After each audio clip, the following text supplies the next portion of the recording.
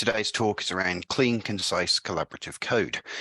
Normally, I would ask a question at this point, which is, what would your definition be of clean? So would you like to answer that for me, Michael? Oh, you ask me about cleanness of code. Well, I guess it would be about sticking with specific guidelines the organization set together with the developers. I guess it would be writing short, prefer the short option over the lengthy one. I believe it would be using whatever the specific programming language has to offer. Some programming languages allow you to define classes with properties, so use it.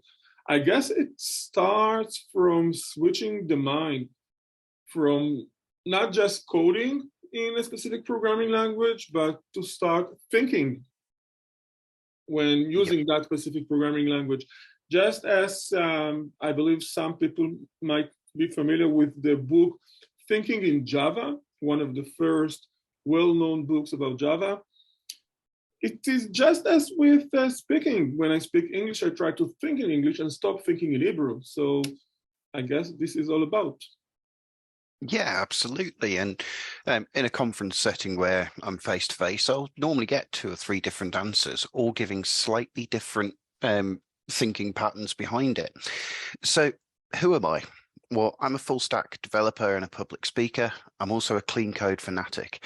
Work for a company called Jump24. We're a Laravel partner and we're also a Vue partner. We're a full circle development studio. We deliver bespoke software to both the industry and to end customers. So what we're going to look at today is 6 questions about your code that you might want to ask that will get you towards this idea of clean, collaborative, concise code. So the first question we're going to look at is your plan extensive enough to help someone else? Then we'll look at, is your code abstracted enough to minimize load? And here we're talking about mental load. Then we'll look at encapsulation. So is your code encapsulated enough to be clear? Is your code tested enough to allow you to be confident? Is it documented enough to help? And is it clear enough that a non-developer can understand it? So on to that first question, is your plan extensive enough to help someone else? I remember times where I have gone through code and I have not planned anything that I've written out. And I found that I'm changing things on the fly and I'm making changes all over the place, which is fine if I'm going to carry on working on it. But I work in a team where we might swap developers even within a day. So one of the things that I like to do is look at planning out what the code looks like. So what would that be? Is the path ahead clear enough with every step planned? Now, I'm not necessarily talking about write a function with 3 ifs and a couple of for loops that does this. I'm talking about the clear plan of the next steps. So something like a calculator, we might plan that there is a class for the calculator. We might plan that there's a service for running the calculations. And those functions would be planned out. So we'd have a function that takes in 2 numbers and returns a number with those added together. That's the sort of level that I would go to with plans. But it's also important that someone else can understand and execute your plan. So if I'm going to write it in shorthand that I'd understand, but the next person that picks it up doesn't understand that, well, then it's not a very helpful plan.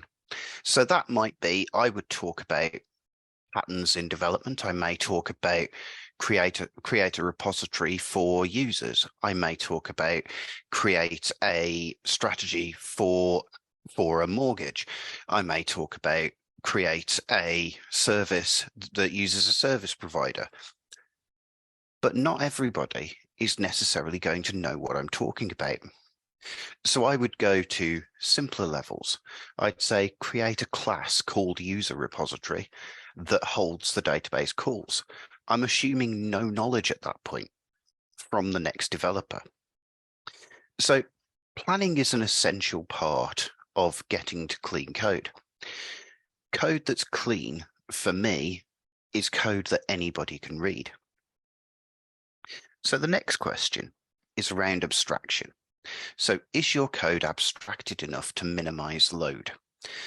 Oftentimes we can have code that is way over abstracted and it looks nothing like we intended it to. We can also have code that is all the way to the opposite direction and everything's in one file, which again is fine if you've got small things, but the bigger your code base gets, the more complicated abstraction is. So what is abstraction? In simple terms, for me, it's showing what's needed at the time and hiding what's not needed right now. So an example would be a user. You're not necessarily going to want the password to be visible on the front end. So why even include it? But you are likely to want to be able to change the password from the front end. So you're probably going to want a way of posting back. Now, those two things are unrelated, and you wouldn't have them in the same location, which moves on to our next topic, which is encapsulation. But in terms of abstraction, don't show what you don't need to in the code that you're looking at the time.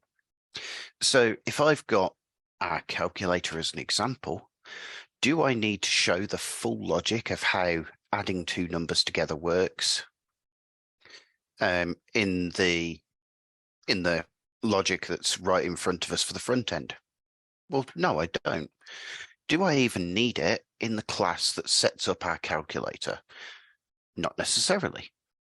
What we might have is another layer of abstraction that we can call service add two numbers. By abstracting that away, we're moving the logic out. We're making that logic easier to test. We're also making it that our code becomes easier to read. So for me, code should read like a book. Start at the top and tell a story with your code. And yes, there'll be branches, there'll be plot twists. There might be an error that comes in that twists you over to the error handling. There might be another path that takes you to showing a user error. There might be another path that takes you to a database access, but it will follow a path that shows you the story that's being told by your code. So the next question is your code encapsulated enough to be clear? Now here, I'm using an example of a class, but that doesn't necessarily have to be the case. It doesn't necessarily have to be a class. Classes are great and can be used, and object-oriented is my normal programming pattern, but these principles apply to functional programming as well.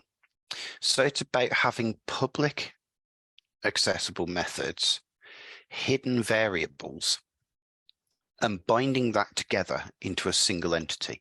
So we may have a constructor function that gives us an object, and in that object we may have the methods and the variables we need. But we can also do that as a class. So what should be encapsulated? All data should be in a single class. So if it makes sense that the data is in that class, then put it there. All methods should be in that class. So anything that we need should be associated to that data. All related classes should be easily identifiable. So if I've got a user and I've got a role, but over on the other side of the application, I also have an administrative user and an administrative role, I'd want to identify that user and role are associated, but I would want to easily distinguish that administrative user and administrative role are not associated to the user. No data should be accessible that's not needed. So that again is going back to our password example. Do we need to have access to the password in the code that we're using? If the answer is no, then don't put it there. But conversely, no data should be inaccessible that is needed. So if we need to be able to change the username, then have the username in that object. Now, objects can be mutated as we go along. We can change our object, and that would be a pattern called DTO, or data transfer object, where we can change our object for the context that we're in. But the main principle being, have accessible what you need, don't have accessible what you don't need.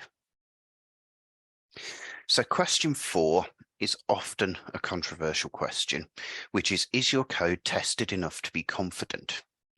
Now, in testing, for me, there's a pyramid of testing. So you have your unit tests that form the foundation, your integration tests sit on top of that, your end-to-end tests sit on top of that, and then manual tests can be an afterthought. But does that have to be the case? Imagine that we have a really simple function. All it does is it takes in a string and it gives a true if there's a space in there. Well, normally speaking, we might think we don't need to test that because it's relatively simple. But what if our user has input this and instead of using a space, they've used something else? They've used one of the hidden characters that are available to us in ASCII. Well, that can actually create us problems if we're expecting spaces and getting something else. So I would actually test that unit. I would actually create a test for that. But I wouldn't have every possible combination in there. I would just have the extremes. So I would have a string that is 2 words and a space between them. And I would have a string that is 2 words, but using a different ASCII character between them. I would expect that the string with a space would return true, and I would expect that the string without a space would return false. By doing that, I've tested the extremes. To give you an example of why you wouldn't necessarily test everything, imagine floating points, and we're adding 2 floating points together. Well, if you're going to test every possible floating point, you're going to have an infinite number of tests on that. Whereas if you know that in your use context that it's going to be a 2-digit decimal point and you're going to be testing against that, well, then you could test the decimal points of 00. You could test the decimal points of 99, and you now know that it will work at both extremes. If you really wanted to be sure, you can generate a third test that creates a random number with 2 decimal places on the end, somewhere between 01 and 98. By doing that, we're testing enough of the application to be confident that it works. Does that mean that you're never going to have to go back and change your tests? Of course not. Does that mean that your tests are going to prove that your application is absolutely perfect and you've made no mistakes whatsoever? I've not found a code base like that yet. On top of that, we'd be layering integration tests. So we'd be looking at, okay, we've got our calculator class and we've got our service class. So I might run a test that says add 2 numbers and then subtract another number from that result. And I would test that those functions integrate nicely. And then I'd get the equals function at the other end of it, and I would pull out of there the final result, and I would test that the final result is what I expect. So 3 plus 2 is 5, minus 1 is 4. I'd expect my result to be 4. End-to-end tests, this would be something like Cypress, or Selenium, or Puppeteer, or many of the other front-end testing systems. The idea here is primarily that you are not testing business logic, but that you are testing that the flow works for a user. So can a user do all of the things that they should do for a story? If the answer is yes, then your end-to-end tests are covering it. By this point, you've built quite a strong pyramid that gives us a clear idea of where our testing is covered. Manual tests in that case can end up being a bit of an afterthought in that you'll want to do manual tests, but this is more around user acceptance. So is the user comfortable that they have an application that functions as they would expect it to? But not all of the time is testing going to work as you expect. So here's a famous quote from Brennan Keller. A QA engineer walks into a bar. He orders a beer, 0 beers, 999 billion beers, a lizard, -1 beers, whatever the heck that is. But the first real customer walks in and asks where the bathroom is. The bar bursts into flames, killing everyone. That, at the time I grabbed this screenshot, had 22,000 retweets and 57,000 likes. The idea behind this quote is that testing isn't the be-all and end-all of what makes an application work, but it is useful.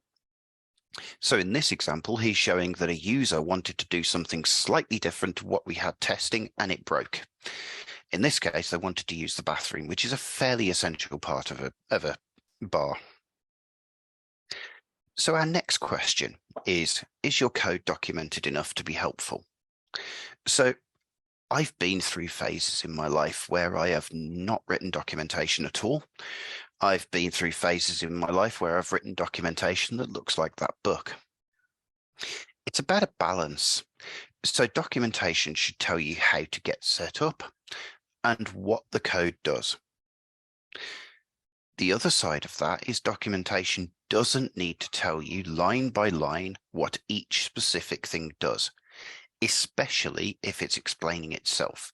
So this is about thinking about your naming conventions, thinking about that story flow. And documentation is invaluable if it's good documentation. Some documentation I've read is completely useless because it's out of date and it doesn't cover anything that we need to. Other documentation has been useless because it's like reading War and Peace. I like something that sits roughly in the middle and answers the questions we have without going into too much depth and allows the code to begin to explain itself. That fabled idea of self-documenting code. Our final question would be, is your code clear enough that a non-developer can understand?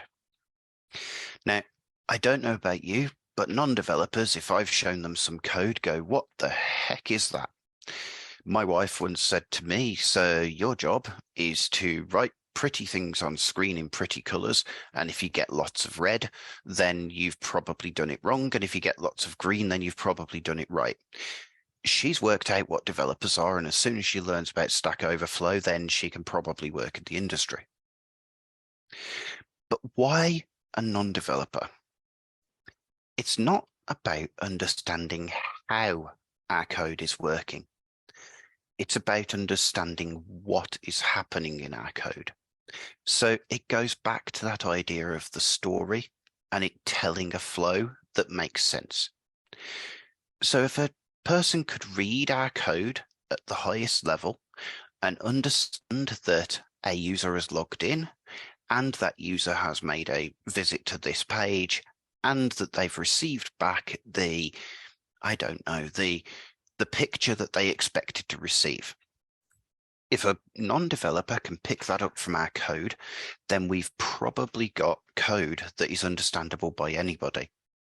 Because if a non-developer can understand it, then a developer is much more likely to be able to do so. And just think that next developer could be you. So you will probably have had times where you've looked at your own code, and you might have looked at your own code from a few weeks ago and gone, what the heck was I doing here? By taking the steps that we've covered, we can make sure that not only ourselves can understand the code, our teammates can understand the code, everyone can work together towards a better application, the customers can understand what's happening, and everybody's jobs become easier. So I'm just going to finish on a famous thought before opening this up to questions. If you were hit by a bus tomorrow, could anyone else pick up your work? Now, most of the time, the answer is going to be no. But the closer you get to the answer of yes, the more likely your code is going to be used for an extended period, the more likely your code is going to be clean. It's going to be concise because it's been shrunk down to simple tasks. It's been shrunk down to units that make sense. And it's also more likely that if the worst should happen, then somebody else can pick up on your code fairly quickly. So at that point, I'm just going to stop sharing and I'm going to see if we've got any questions.